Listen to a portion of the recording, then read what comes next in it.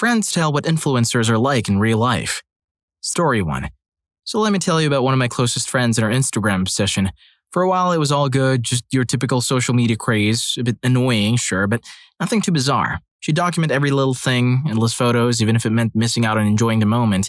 But the real thing that puzzled me was her captions. They always seemed to spin a slightly different tale than what actually went down, just enough to make me and our other friends go, something's off here. She got engaged and that's where it went bam, and the influencer mentality went into overdrive. I found myself at the bridal party and let me tell you, it was absurd. Instead of gratitude, we, her close friends, were met with demands. Demands for extravagant trips, lavish parties, and stuff that was way beyond what her closest pals could afford. And what was the reason, you say?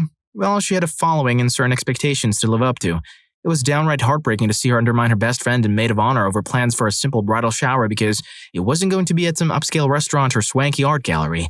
Little did we know the real shock was yet to come. What was initially planned as a local wedding turned into making plans for an extravagant travel destination affair. After that, she upped the ante even more and requested an out-of-town bachelorette party just weeks before the big day. I mustered the courage to say to her face that I couldn't afford it. I mean, seriously. I'd made 1,000 sacrifices to contribute what I could, and that's when she went full-on bridezilla. I was accused of ruining the whole experience and called awful, fake, and inauthentic.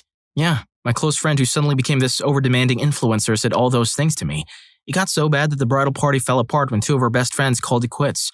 Even the maid of honor skipped the wedding after all the drama and her friendship barely survived.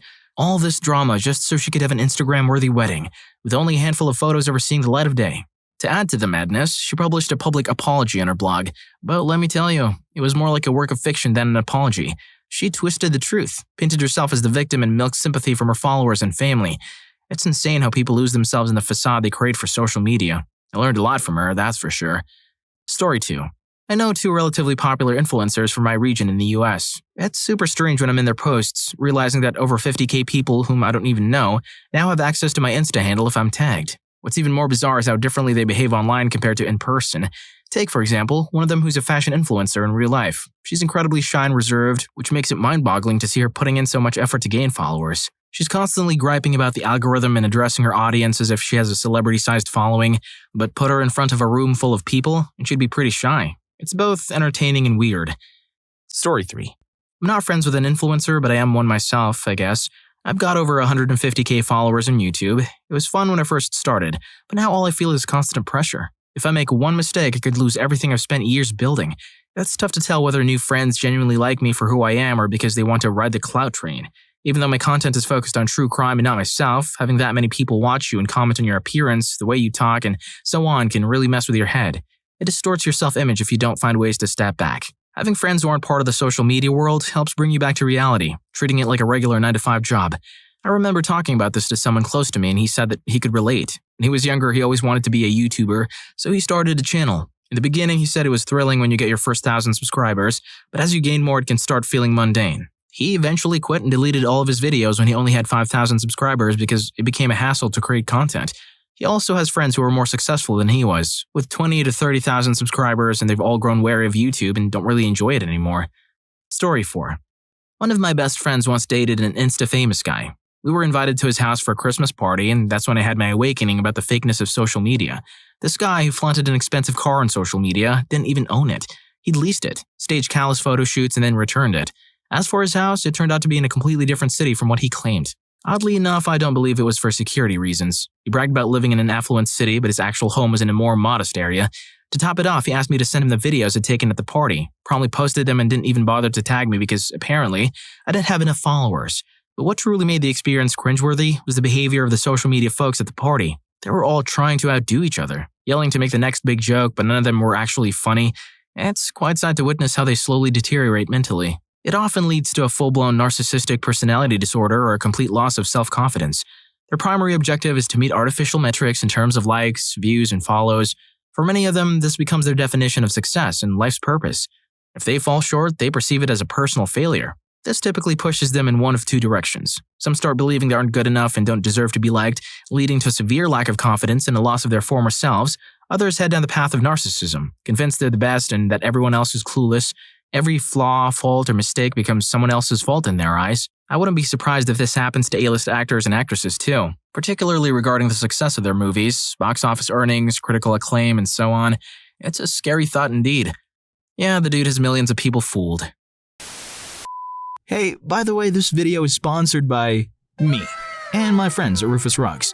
We create custom, hand-tufted rugs that perfectly reflect your style. So whether you want to get one of our thumbnails as a rug for, research purposes, or maybe you just want to get some cool anime-style rugs for your room, check out Rufus Rugs by clicking the first link in the description. Story 5. I know this wannabe influencer who takes self-promotion to a whole new level. She replies to her own posts using her husband's account, praising herself, then she hops back on her own account to thank him. It's like a never-ending loop of self-praise on Facebook, and honestly, that's pretty hilarious, like some kind of social media inception. Surprisingly, this kind of behavior isn't all that uncommon. I hang out in this gossip blog, and there are a few eccentric commenters who, according to their more experienced members, create multiple accounts just to stir up drama and argue with themselves and others. This one person has been accused of doing this multiple times. The accusers are pretty convinced about it. It's a major disruption, and a pain for those of us who just want to read the juicy blind items, guess the celebrity involved, or engage in some standard trash talk. At one point, the site owner had to overhaul the whole commenting system to introduce a new platform that allowed us to self-regulate. Unfortunately, we lost almost 10 years worth of historical comments, complete with all the juicy details. It's a shame, but hey, we all have our weird little online communities, right? No judgment here. Story 6. My friend is pretty popular on Instagram and TikTok. Thanks to her roller skating skills and unique style, it doesn't bother me at all because she's an amazing roller skater and has wholeheartedly embraced her dream of becoming a magical girl, just like Sailor Moon. She's an inspiration to the rest of our skate crew, encouraging us to record our progress and share it with the world. However, we had this friend who shed light on the downside of being an influencer. Well, it's not exactly that friend's experience, but rather the sister of her ex, who happens to be an influencer in the beauty and makeup niche with over 1 million YouTube followers. Turns out, despite her glamorous posts showing her looking stunning and traveling the world, she was constantly anxious and stressed. She battled crippling insecurity, and even the slightest bit of criticism or negative comments would deeply upset her. She was heavily reliant on anti-anxiety medication, and from what I could see, she didn't seem to have many real friends, just lots of fans. Seeing her struggle behind the scenes shattered the illusion that their lifestyles were perfect or happy. It made me appreciate the view behind the curtain, where reality isn't always as glamorous as it seems. Story 7. I have this influencer best friend who somehow forgot about me. It's been a solid 5 years since she attended any event I've invited her to. She has this mantra of only showing up at gatherings that benefit her business. You see, she's fully committed to her role as an influencer. Regularly, she'd say things like, "We're all just using each other for something." What's even more perplexing is the way she texts. Sometimes I receive the exact same message from her over a span of a few days. It's clear she's copy-pasting it and sending it to all of us without remembering who she already sent it to. Despite all of this, she still reaches out to me multiple times a year and insists that I'm one of her closest friends. Honestly, it doesn't feel that way at all. I've confronted her about it, expressing how I feel like I'm not a priority in her life anymore. In response, she's unapologetic, stating, "This is my life now. My business takes precedence. If you can't accept that, then I guess you're not a real friend." It's clear that her pursuit of online fame and her identity as an influencer has taken precedence over our once strong friendship. Abandoning your friends for the clout chase? Now that is some top-tier influencer move. Story 8. I used to be best friends with a budding influencer. She's genuinely a good person, but there's a side of her that tends to stretch the truth, if you catch my drift. She's all about empowering women and helping people build their self-confidence, which is a fantastic cause. However, some of the stories she shares about her teenage years, struggling to fit in, are just plain falsehoods. Back then, she was popular and practically every guy had a crush on her. I don't want to undermine any internal struggles she might have faced, but she spins tales of high school bullying. It's hard to believe. Her sincerity in wanting to be a positive influence for people is undeniable, but I wish she could do it with a tad more honesty. On another note, my sister has amassed tens of thousands of followers. We were inseparable best friends during high school, and she was hands down my favorite sibling. And trust me, I come from a family of 8, so I know my parents are a bit crazy. But nowadays, it feels like I hardly know her. She's become the shadow of her former self. I honestly can't recall anyone who could make me laugh as heartily as she once did. Now when I'm around her, irritation tends to overshadow those joyful memories. She's just so engrossed and artificial these days. It genuinely saddens me. Story 9. My influencer friend became incredibly annoying to the point where I eventually decided to cut ties with her. It felt like everything had to turn into a photo opportunity with her. We couldn't just go out for lunch or watch a movie without it evolving into a full-blown photo shoot. She wouldn't engage in any activity with her friend group unless it fits her aesthetic, and even then she was so focused on making us take photos that she couldn't fully enjoy the moment herself. This not only affected her experience, but also brought down the rest of us who couldn't participate in the activity due to her constant insistence on photos. I know it might sound petty, but she couldn't even show up in a simple t-shirt and leggings, all because of the photos, of course. Even during sleepovers and movie nights, she turned everything into a grand production. I thought, what? Sometimes you just need to indulge in stuffing your face with popcorn and embracing the slob mode. It's good for the soul, after all. On top of that, she frequently complained about how challenging her job was. While I understand that all jobs have their difficulties, it probably seemed harder for her because of how obsessed she was with it. If she could have maintained a clear separation between her private life and work, I'm sure it would have been more manageable. Our friendship group at the time consisted of an emergency medical technician, 2 nurses, a teacher, and myself, juggling university, tutoring, and working in retail. I'm certain she faced her own challenges, and I respect that, but hey, she got paid to take selfies with free stuff and attend events looking pretty. Ever been around an influencer friend who treats their phone like it's a lifeline? Yeah, you just can't get too close with them. They're the types of people who think they're as high as the stars. But hey, if you admire influencers who are living their best lives both on and off the camera, then give us a like and subscribe to our channel. Story 10. In my previous job at an agency, I had the opportunity to work closely with YouTube influencers, and my role primarily involved handling various tasks like organizing accommodations and flights, fetching coffee, running errands, and making sure the talent was where they needed to be. Whether it was for events, conferences, trade shows, parties, or whatever was on their agenda, over time you naturally form connections with others who are in similar positions, especially when you find yourself catering to the demands of some entitled pseudo-celebrities.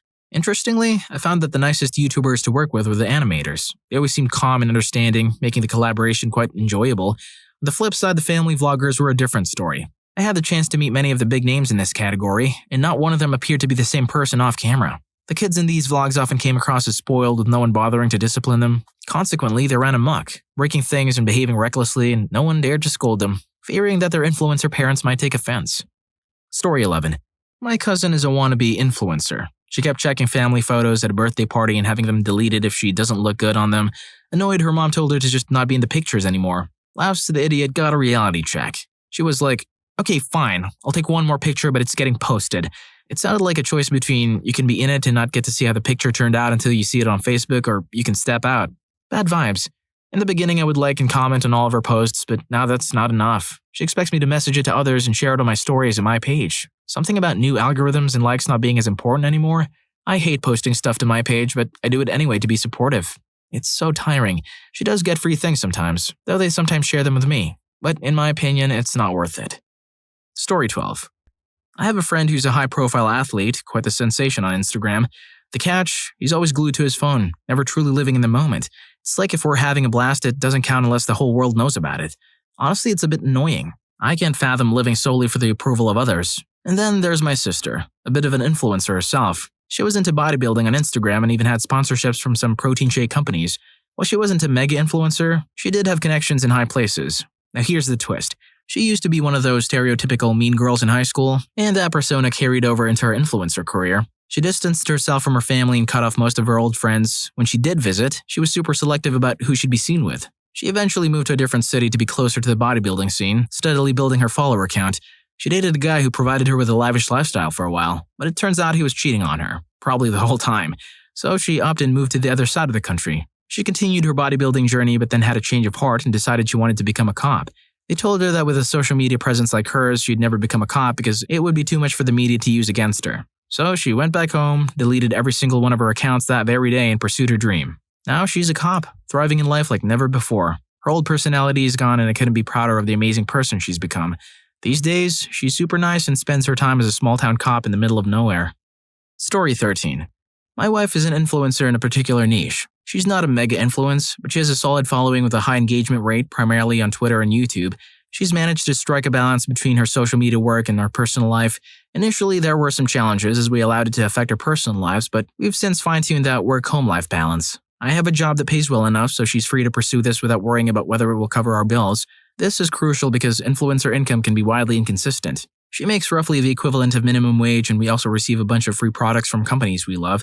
Additionally, we regularly attend conventions for free and have the opportunity to interact with some fairly famous people during these events, so that's pretty cool. Finally, something that puts our faith back in humanity. Story 14. I was at Coachella with this guy who has a pretty solid following on IG. While we were watching a concert, he couldn't tear his eyes away from his phone. I asked him when he planned to put it away, and he replied, "I'll do that once I hit over 1,000 likes." Honestly, it's incredibly sad. I can't even imagine being in a relationship with someone who can't fully embrace the present moment for what it is. Story 15.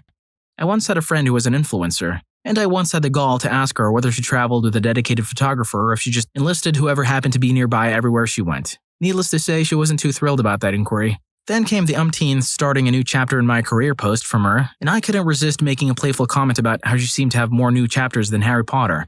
Well, my attempt at humor didn't win her over, but it did get a chuckle from her mom. Story 16.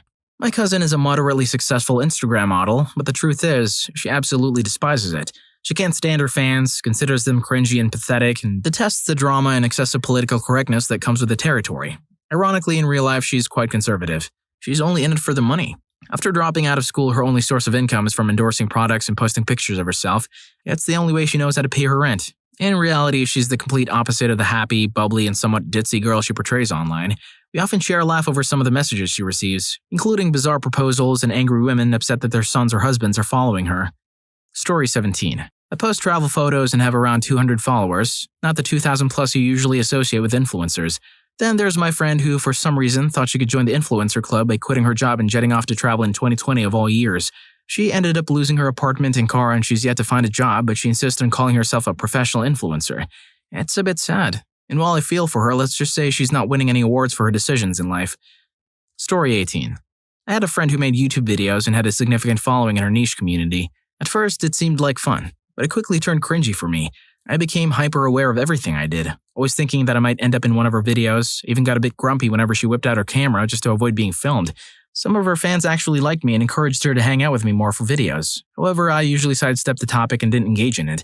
Eventually, she had a falling out with my best friend and she stopped spending time with us altogether. The drama around why she stopped hanging out with us was just plain annoying. Luckily for me, it was just a fleeting phase in her video career, so I didn't lose much. I don't know why YouTubers such as my friend find it so hard to simply say to their audience, "My friend doesn't want to be on camera and I respect their choice." So as much as you all would like to see us together, it's not going to happen. I hope you can understand and respect their wishes.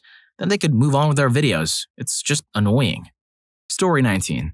Honestly, it's pretty mundane. My friend is conventionally attractive, and if you look at her social media, you'd think she was a supermodel millionaire who goes on tons of trips. In reality, she's chronically unemployed, scraping by with an income of less than $10K a year.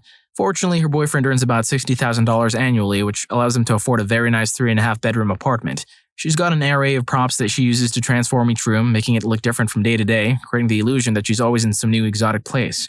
They manage to go on 2 trips a year for fun, tropical destinations during which she takes countless photos and then posts them gradually throughout the year, making it seem like she's jet-setting around all the time. Now she has a genuinely kind and considerate personality and she sparkles in social interactions. However, whenever we hang out, I tend to become the designated shoulder to cry on as she laments about her lack of success in life. It's quite sad, honestly. But with her creativity and personality, I truly believe she'll eventually achieve her dreams. My sister is also an influencer and honestly, it hasn't changed her. Most people don't change when they're truly passionate about something. Most of the time, it makes them happier. For my sister, it was makeup and now she's genuinely happy. Those who change aren't doing something because it's what they want anymore. It's about what the consumer wants. So always remember this. Don't let anyone change who you are. So let's hope more influencers will use their fame for positive causes and not just to fill their pockets and be the object of envy. You know what Uncle Ben said, with great power comes great responsibility. If you enjoyed this video, I've got a feeling you'll be just as pumped for what's the crappiest way a friend has shown you they weren't really your friends. Story 1 was hysterical. See you there.